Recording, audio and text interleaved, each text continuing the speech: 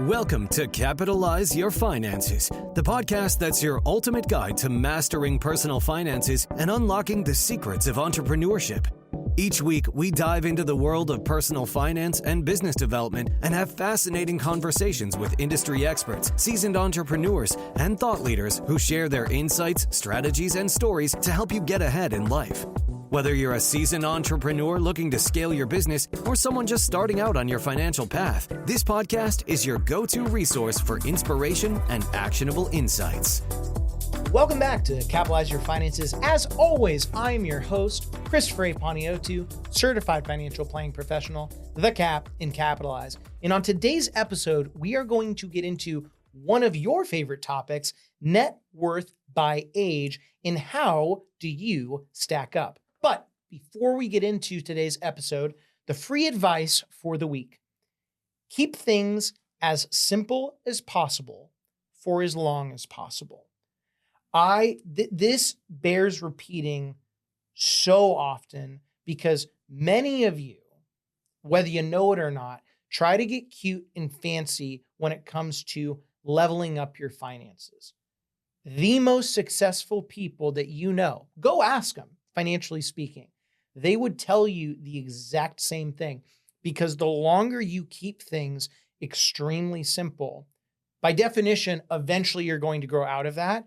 And even though, yes, becoming wealthy is extremely valuable and frankly awesome at times, there are things that get extraordinarily complex. And you may not believe me now, but eventually you will be missing some of your simpler times.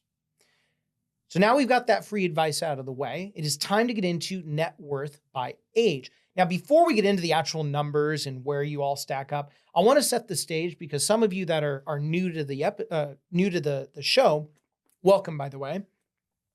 I want to give you a background on how you even calculate your net worth. And so the easy way to calculate your net worth is you take your assets and you subtract it from your liabilities. To translate that into normal person tongue, you take everything that you own and then you subtract everything that you owe.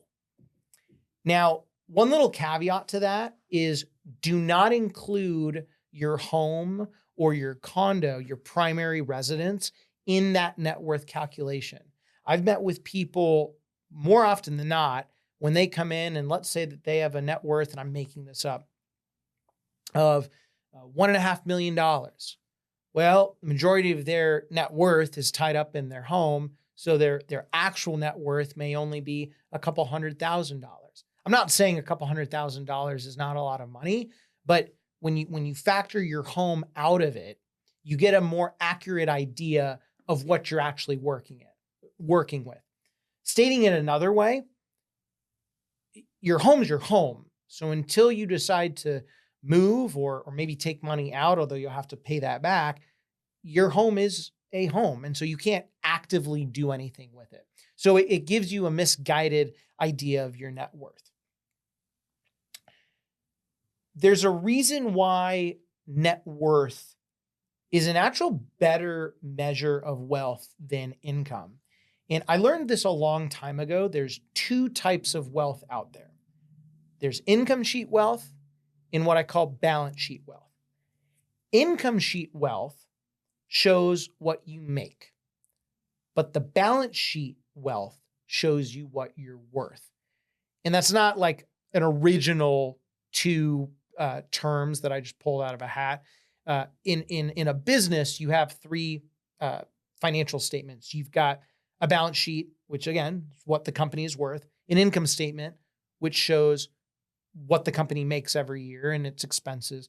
And then you have a cash flow statement, which I'm really not going to get into because it's not pertinent to this episode today.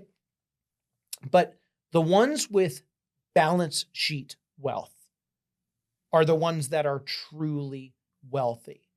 And just because you make a lot of money, that actually has nothing to do with your wealth, because you have to invest and plan and you have to be prudent with it and you have to be a steward of your wealth. Now, how do you improve your net worth? Because there are strategies out there to increase your savings and reduce debt. You can automate your savings. You can avalanche debt payments until you have debts with interest rates below 6 to 8%, depending on your level of understanding and sophistication with personal finance. And I really will leave that up to you. And why would we do avalanche debt payments versus the snowball effect? So snowballing is you basically go from largest balance to smallest balance. Smallest balance to largest balance. You pay the smallest balance off first. You take all the free cash flow from that debt that you're no longer paying into. You snowball that into the next one, so on and so forth until your debts are gone. With avalanching, you order your debts by interest rate.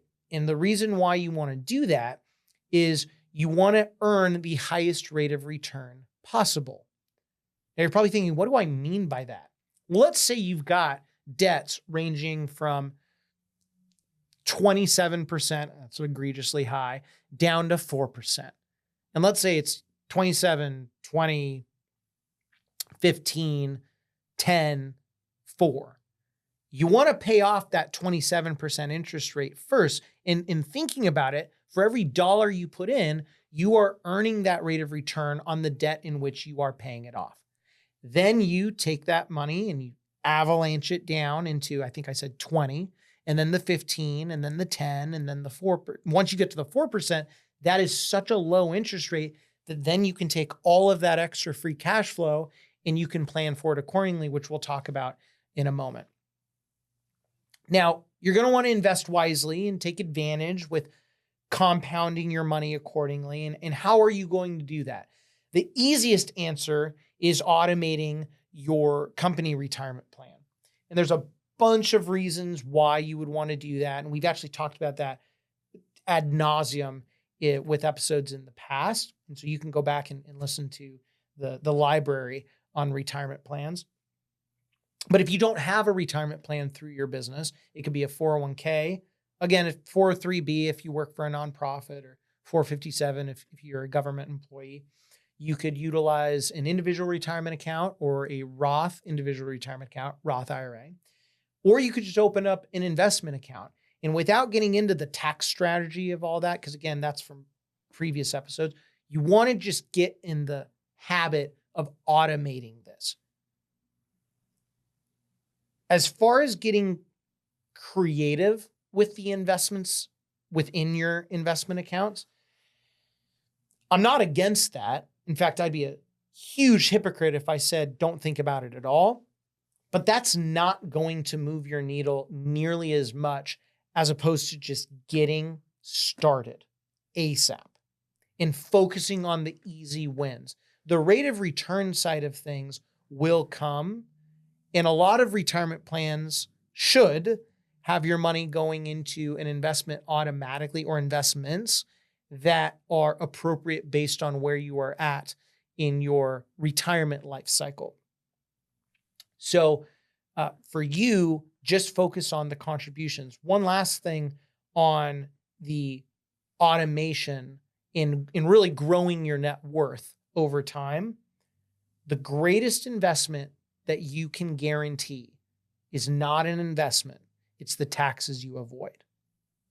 So just by thinking of the taxes alone, that is a great way to catapult your net worth, because you're not having all of your dollars go to the government. There are some common pitfalls that you're going to need to avoid. One of them, and this is an obvious one, but sometimes the obvious bears repeating, comparing yourself to others without any context. And that could mean a number of things. Your location of where you live, your career, your family size. It's not just financial. There's nothing worse than comparing yourselves to others. Just period. You need to focus on yourself. And I'll tell you, as a professional in this, I've met with countless people that come into my office or they hop on a Zoom, and you would think, because maybe they're a doctor and they're doing really well, or maybe they're a high-flying attorney or a tech executive, and they're just seemingly crushing it because they make a lot of money. And so they buy the fancy cars, they buy the nice house, they buy the jewelry, all the crap that really doesn't amount to anything. And then you see it on their balance sheet in what they actually own, and their net worth in most cases is very, very minimal. On the flip side of that, I've met with people that seemingly everyday people, millionaire next door, if you will. And they lived in the same home for 30 or 40 years. They kept their situation very straightforward and simple, going back to the free advice earlier. They had their 401k, they had a home, they had their savings account, their checking account. If they had kids, the kids are out of the house. Home's paid off or pretty close. And their retirement, they could have $1.5, 2, $3 million in their retirement account. And that may come as a shock to you of getting to that net worth, but they stuck to keeping things simple and they committed to compounding. So the moral of all that monologue, if you will, is don't believe what you initially think someone is worth, because more often than not, it's not. One of the things that I see, and it's really, really unfortunate, is people over prioritize assets that don't generate any return. And that doesn't mean you have to generate an income, just return in general. What do I mean by that? This means taking trips, buying things for your home or your condo or your apartment if you're renting that won't make you any money, upgrading your cars, basically anything that will make your money just evaporate. Now, obviously, there's a balancing act between saving and investing versus just living your life. And I get that. I totally get that. I'll even take it a step further. I get that people have had life-changing experiences where maybe their friend died early on or was diagnosed with something life-ending. It doesn't have to be young. It could be middle-aged, could be older, but not old enough in some people's minds. But more often than not, other than those exceptions, you're going to make it in this world for a while. And, because of that, you can't be stupid with your money and always live in the moment, or live the YOLO mindset, which it's kind of died out, but it's still a thing. And I'm saying all this is because when you're older and you have nothing to show for it, you did it to yourself. So with that, we're going to take a quick commercial break. And then when we come back, we're going to close out on tips that you need to know regarding building your net worth. And we're finally going to get into the net worth by age. So don't go anywhere. Stick around. Are you ready to transform the way you approach sales? This episode is sponsored by the second book in the Capitalize series, Capitalize Your Sales, the all-in-one sales framework that saves you from ever struggling again and teaches you how to sell with sincerity, which dives deep into the art and science of driving sustainable growth. Packed with strategies that go beyond surface-level techniques, this book will help you understand what it takes to truly connect with clients, build long-term relationships, and close deals. Whether you're looking to fine-tune your sales craft or break through to the next level, Capitalize Your Sales offers a roadmap to success designed for today's fast-paced business world. Head on over to your favorite bookstore, order today, and start capitalizing your sales immediately. And now, back to the episode. Welcome back to the episode. We're going to get right back into the thick of things on tracking and celebrating your progress as your net worth improves. So there are tools to track your net worth out there. And fun little announcement, we are actually working on building our own proprietary net worth tool that will be coming out in the near future. So you're going to have to stay tuned for when that is up and running. We are very, very excited to launch this. But if you're looking for something in the interim, there are options of simply creating an Excel spreadsheet and adding everything in. And even though it's not going to be as dynamic as what we're creating, it's still better than nothing. I also have clients that they're old school. They take the piece of paper and pen and they write the whole thing down. Again, do you have to do that every single month or quarter like some of these people do? No. But also, if you love it and you have a passion for it and it keeps you on track, I really don't care what you do, as long as you're making the correct movements to go up and to the right in a positive way. One thing that you need to think of when you're improving your net worth is you need to set realistic milestones, to stay motivated. And I'd really take your time with this and set multi-year goals in advance. And I didn't say multi-months, multi-year goals. Building your net worth and becoming wealthy takes time. There is no such thing as a quick fix. And anyone that says that they got rich quick is a liar. And you don't want liars in your life. And too often, way too often, people try to get rich quick or they try to get out of debt fast. And taking it a step further, becoming wealthy, and this isn't just a financial term, this is really just in life. It is a lifelong pursuit.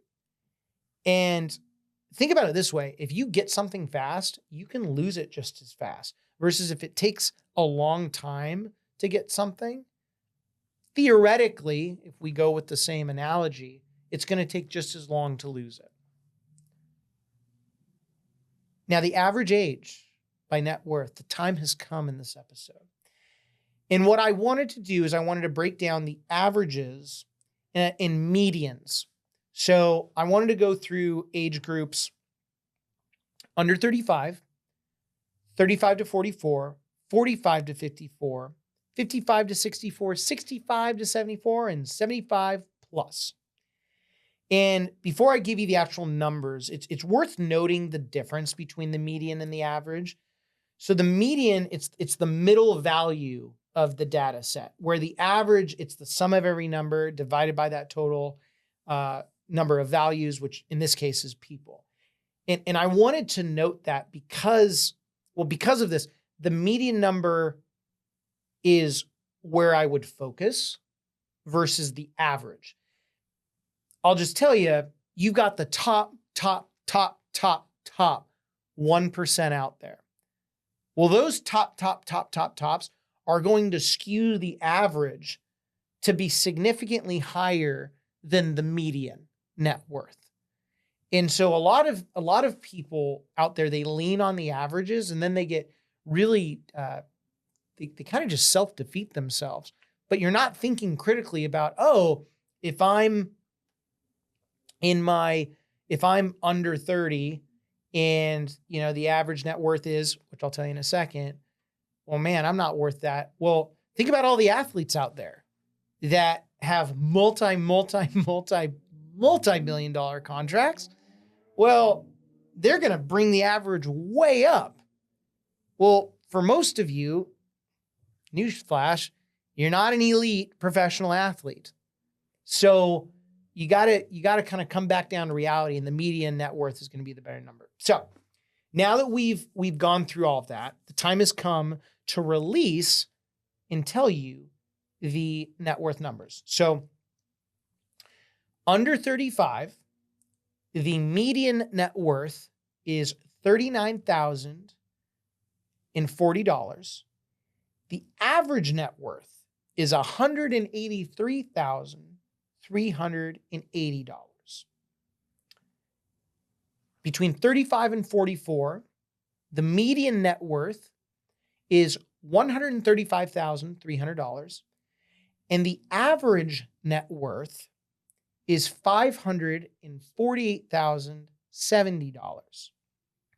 From 45 to 54, the median net worth is $246,700, and the average net worth is $971,250. From 55 to 64, the median net worth is $364,270. And the average net worth is $1,564,070. From 65 to 74, the median net worth is $410,000. And the average net worth is $1,780,720. And lastly, the 75 and older group, the senior discount special group, the median net worth is $334,700, and the average net worth is $1,620,100. So I'll give you my thoughts on these. I wasn't super shocked at these numbers. And again, I look more at the median because I think for this particular study, it's a more accurate range. And the median net worth, like under 35 of 39 grand, initially I was like, that's really rough. But under 35, you could have people starting out of high school or out of college or even in high school and they got a part-time job. And of course, when you start out, most people are not worth anything. Like you start from zero. So that number I wasn't as concerned about. 35 to 44, I looked at that, 135,000. I thought, okay, that sounds appropriate. It sounds appropriate. Was I pleased with it? No, but I thought it was appropriate. 45 to 54, I looked at the median net worth of $246,700, and that's where I started to swallow pretty hard because those theoretically are some of your highest earning years, and for most of you, those will be your highest earning years. And I'll tell you right off the bat, $246,700 to be exact. It's not going to get you far. I'm not saying that's not a lot of money, but it's not going to get you far. And you look at the 55-64 and the 65 to 74 of 364,000, 410,000. You know, you're not going to be living high on the hog when it comes to retirement side of things. So my conclusion on the net worth, if anything, I actually was the most hopeful for the under 35s and then the 35 to 44 age group. And as the age group grew, got a little more bleak in my eyes. But there are 3 items that all of you can do to improve your net worth today and become above and beyond the median and even above and beyond the average. Number 1, make sure you're contributing at least the match to your 401k. Number 2, avalanche from the highest debt interest rate to the lowest until you have debts at 6 to 8% or below, depending on your investment expertise. And then once you have those debts paid off, this is number 3, you take all of that free cash flow and you direct it into your 401k contribution. You do these 3 things and you will be beating the average and median in no time. So that does it for today's episode on the net worth by age. I had a blast doing this episode. And as you know, if you have any questions, you can hit me up on social media and online, however you want to get a hold of me. I know my team will close this thing out. So as always, I am your host, Christopher A. Paniotu, certified financial planning professional, the Cap and Capitalize. And until next time, keep capitalizing. As always, thank you for joining me today. If you have questions about today's episode or any personal finance questions, please reach out to me at Cap and Capitalize on Instagram, Chris@capitalizeyourfinances.com, or via our website, capitalizepodcast.com. If you want more Capitalize Your Finances content, head on over to capitalizepodcast.com and check out our blog, free resources, book, and online course. As always, I'm your host, Christopher Paniotu, Certified Financial Planning Professional, the Cap and Capitalize. And until next time, keep capitalizing. The information provided should not be considered specific tax, legal, or investment advice and is not specific to any individual's personal circumstances. Each taxpayer should seek independent advice from a tax professional based on his or her individual circumstances. Examples cited are hypothetical, are for illustrative purposes only, are not guaranteed, and subject to potential federal and state law amendments. There's no guarantee that you will achieve the results discussed or illustrated. No stock investment strategy or risk management technique can guarantee return or eliminate risk in all market environments. 401k benefits may be subject to change at your employer, the governing pension, or benefit organization's discretion. IRA withdrawals will be taxed at ordinary income rates. Withdrawals prior to age 59.5 may also be subject to a 10% penalty tax. Roth IRA distributions of principal from a Roth IRA are tax-free. However, any earnings will be taxed at ordinary income rates, and a 10% penalty tax will apply if withdrawn prior to age 59.5 or within 5 years of the date the Roth IRA was established, whichever is longer. Christopher Paniotu is a registered representative with and securities and advisory services offered through LPL Financial, a registered investment advisor, member FINRA SIPC. Capitalize Your Finances LLC is a separate entity from LPL Financial. Capitalize Your Finances is not registered as a broker-dealer or investment advisor. CRPS conferred by College for Financial Planning.